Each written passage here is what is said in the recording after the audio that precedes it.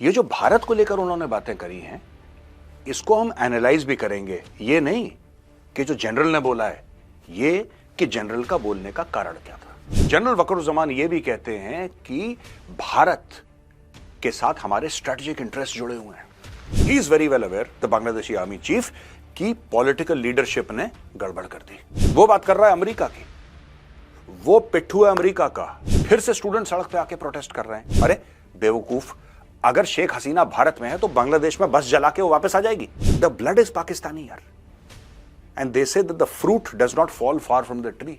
एक कहावत है ना कि जो फल है ना पेड़ से ज्यादा, यानी कि जो बेटा है वो बाप से कितना अलग हो जाएगा यार, है ना। खालिदा जिया की पार्टी, इसको ये चीज हजम नहीं हो रही यार। ये जमात इस्लामी के साथ ऐसे मिली है। अच्छा, इंडिया पूछ रहा है भाई हमने करा क्या, ये तो बता दो एक दो चीजें। ये हमें नहीं पता, लेकिन इंडिया खा जाएगा, इंडिया कुछ करने वाला है। इसने मोहम्मद यूनुस को वहां पे बैठा दिया कठपुतली की तरह, और मोहम्मद यूनुस से कह रहा है कि 2026 के पहले बॉस चुनाव के बारे में बात मत करना। चाइना नहीं चाहता कि बिल्कुल उसके सामने, मैंने आपको बोला ना कि ज्योग्राफिकल नेबर्स नहीं है लेकिन नियर नेबर है। नेबरहुड तो वही है यार।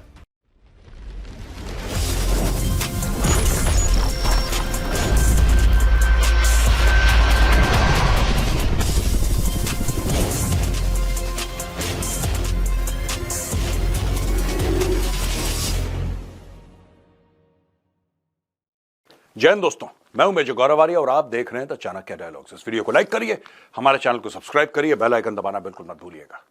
जनरल वकरुज़्ज़मान जो कि बांग्लादेश के आर्मी चीफ हैं, उन्होंने प्रथम आलो, एक अखबार है, उसको इंटरव्यू देते हुए कुछ बातें कही भारत के बारे में। आज मैं उन बातों को डिस्कस करूंगा दोस्तों।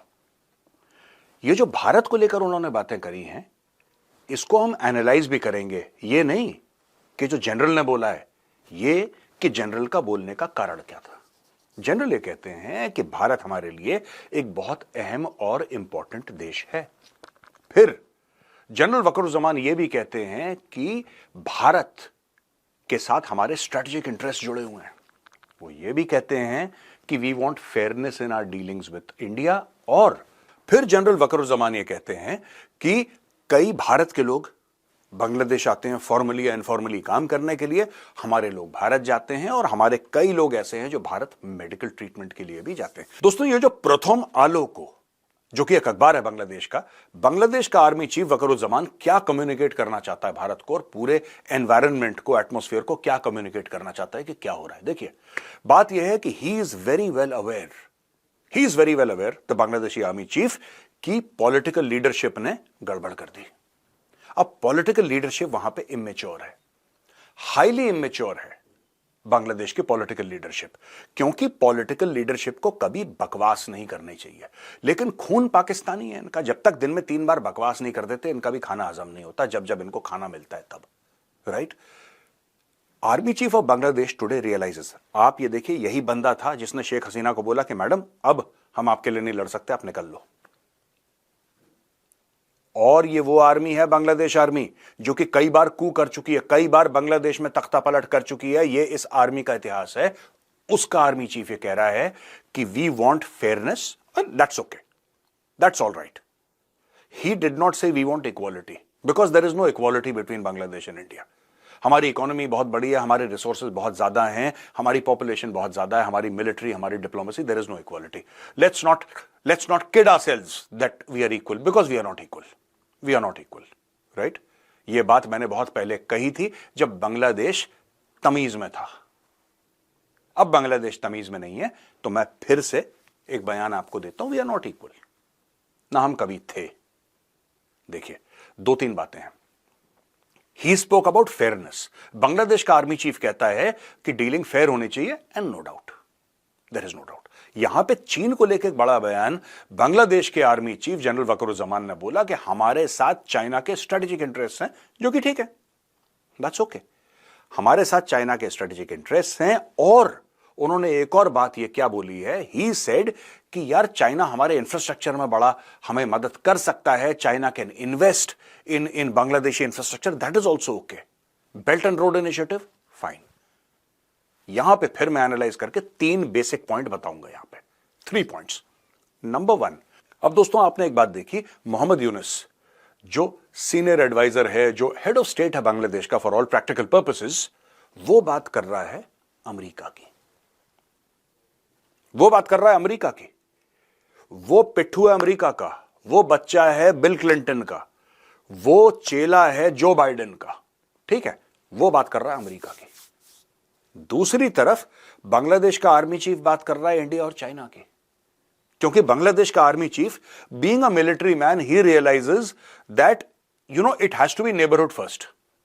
आपको डील अपने नेबर्स के साथ करना है। अमेरिका 8-10 हजार किलोमीटर दूर एक देश है जिसका मूड हर शाम को बदलता है। They are not reliable partners. This is what the Bangladesh army chief understands. Though China is not a neighbour of Bangladesh, geographical neighbour, but near neighbour कह सकते हैं, क्योंकि बांग्लादेश के साथ भारत है, भारत का नेबर चाइना है, बांग्लादेश के साथ म्यांमार है, उसका नेबर चाइना है, तो नियर नेबर कह सकते हैं। They are certainly not geographical neighbours. और जो तीसरा पॉइंट है which is very important is he realises, the Bangladeshi army chief realises today, उसने ज्यादा कुछ कमेंट शमेंट नहीं करा, चुप बैठा रहा वो। ही रियलाइजेस दैट अगर बांग्लादेश को स्टेबल बनाना है, you need your neighbours, you cannot depend upon America, because America is the cause of instability in Bangladesh. जो बांग्लादेश में आज की तारीख में, अब मैं टीवी देख रहा था यार, वहां पे फिर से स्टूडेंट सड़क पे आके प्रोटेस्ट कर रहे हैं। इस बार किसके लिए प्रोटेस्ट कर रहे हैं पता है?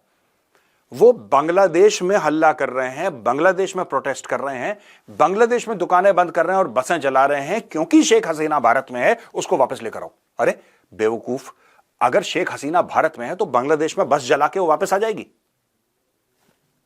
How does that work?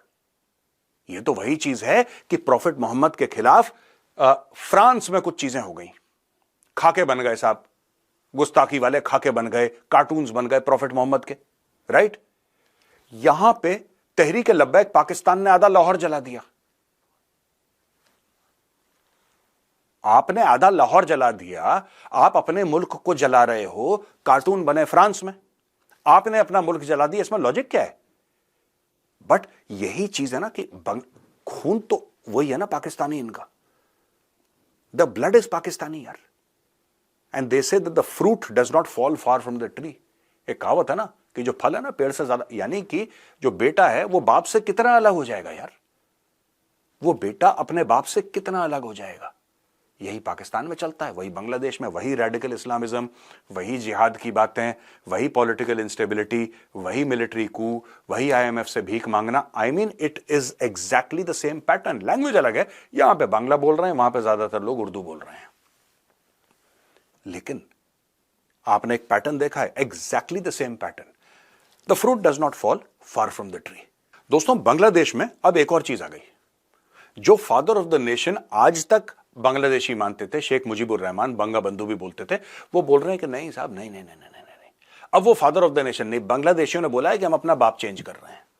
They are now wanting to change their father, right? And they can do it, allowed है उनको, वो कर सकते हैं। वो अपना बाप चेंज कर रहे हैं। कैसे बाप चेंज कर रहे हैं? वो कह रहे हैं कि यार शेख मुजीबुर रहमान को किसने अपॉइंट करा फादर ऑफ द नेशन? हम चाहते हैं कि जियाउर रहमान अपॉइंट हो जाए फादर ऑफ द नेशन।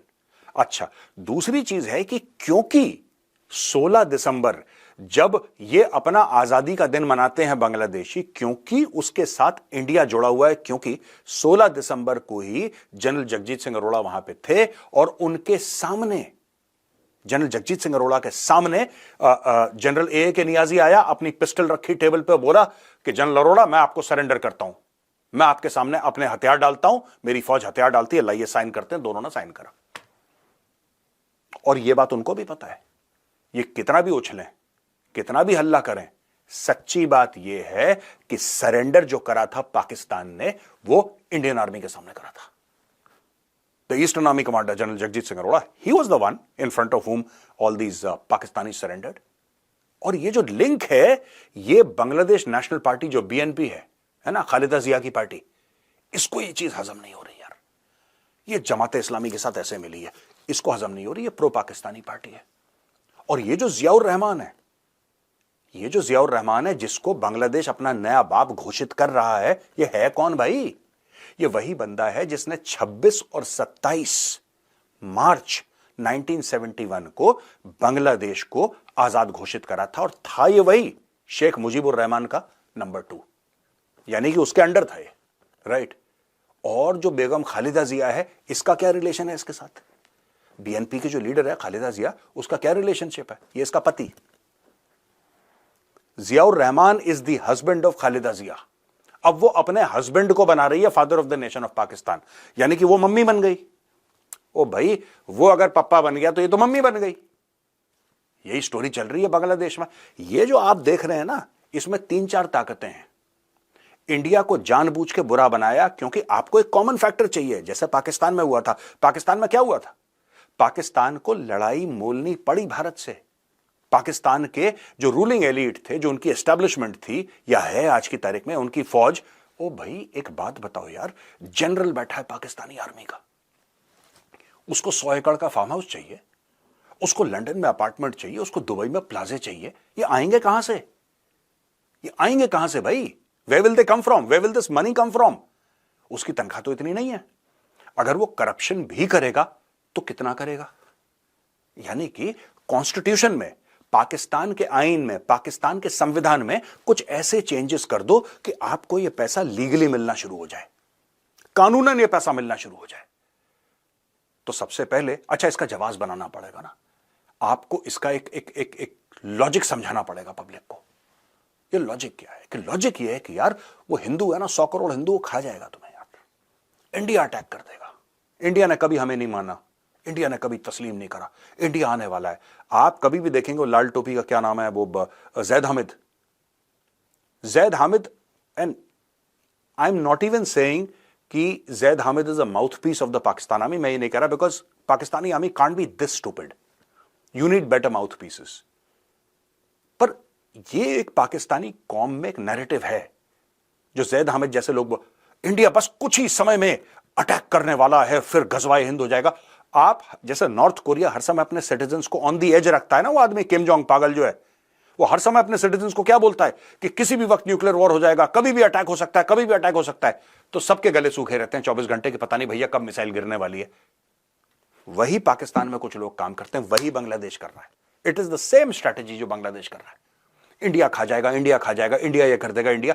अच्छा, इंडिया पूछ रहा है भाई हमने करा क्या, ये तो बता दो 1-2 चीजें। ये हमें नहीं पता, लेकिन इंडिया खा जाएगा, इंडिया कुछ करने वाला है, इंडिया कुछ कर दे।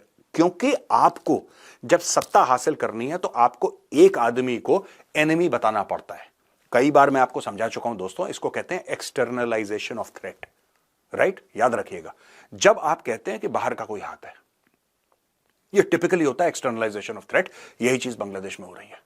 अब वहां पे कौन से 2-3-4 खिलाड़ी हैं जो बांग्लादेश में? एक तो अमेरिकन हैं, जैसा मैंने आपको बताया, जिसने मोहम्मद यूनुस को वहां पे बैठा दिया कठपुतली की तरह। और मोहम्मद यूनुस से कह रहा है कि 2026 के पहले बॉस चुनाव के बारे में बात मत करना। यानी कि he is there in Bangladesh to protect American interests. अब कोई ये पूछे कि भाई साहब एक बात बताइए, आपका पॉलिटिकल एक्सपीरियंस क्या है, समझाइए, आपको क्यों नियुक्त करा, वाई यू? क्या बांग्लादेश में बाकी जो नेता हैं वो रिटायर हो गए, उन्होंने काम धाम छोड़ दिया? बांग्लादेश में कोई भी ऐसा पॉलिटिकल लीडर नहीं है जिसको अपॉइंट करा जा सके, पहला सवाल। दूसरा सवाल, मोहम्मद यूनुस को अपॉइंट किसने करा? ये तो गायब हो चुका था।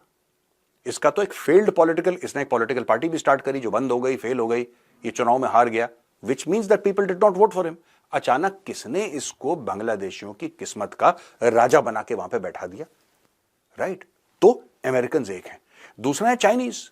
जब से अमेरिकन ने यह बोला है कि सेंट मार्टिन आइलैंड हमें चाहिए, जब से शेख हसीना ने मना करा सेंट मार्टिन आइलैंड के लिए, उसके तख्ता पलट का गेम शुरू हो गया।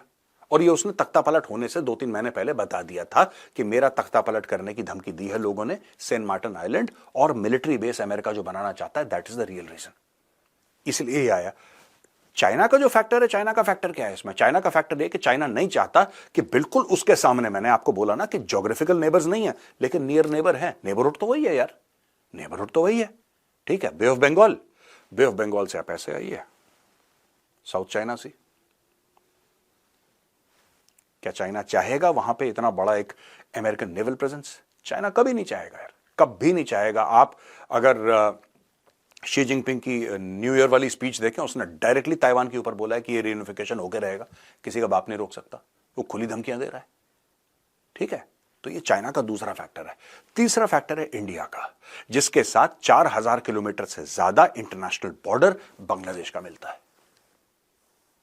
और यह सबसे ज्यादा बांग्लादेश को खलता है, क्योंकि बांग्लादेश जानता है कि भारत के बिना वो पनप नहीं सकता। इसीलिए आर्मी चीफ की जो स्पीच थी वो, it is not reaching out in a friendly manner नहीं। मैं ये नहीं कहूंगा कि बांग्लादेश के आर्मी चीफ जनरल वकारुज्जमान ने फ्रेंडली तरीके से रीच आउट करा है, नहीं, लेकिन what he wants to do is give neutral comments, right. ना वो प्रो इंडिया कमेंट देगा ना एंटी इंडिया कमेंट देगा, वो बीच का रास्ता इख्तियार करने, क्योंकि ही नोज यार, ही नोज कि यार नदी में रह के ना, बाकी कहावत आपको पता ही है कि किससे बैर नहीं ले सकते, ठीक है ना। आज का वीडियो बस इतना ही दोस्तों, आपसे मैं अनुमति चाहूंगा। जय हिंद, वंदे मातरम, भारत माता की जय।